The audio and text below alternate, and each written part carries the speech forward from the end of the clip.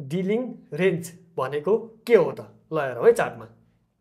यो मैले के भयो नेप्सेको 1 मन्थमा लगाएँ है जस्तै यहाँनिर म जुम गर्छु यसलाई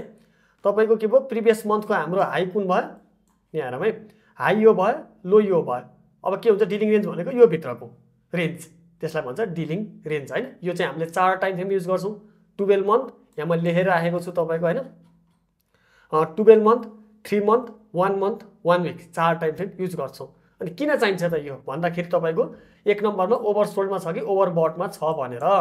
जस्तै प्रिभियस मन्थको हेरौँ है यहाँ तपाईको ल अलिकति जुम गरौँ ल है यो हाईबाट यो लोसम्मको 50%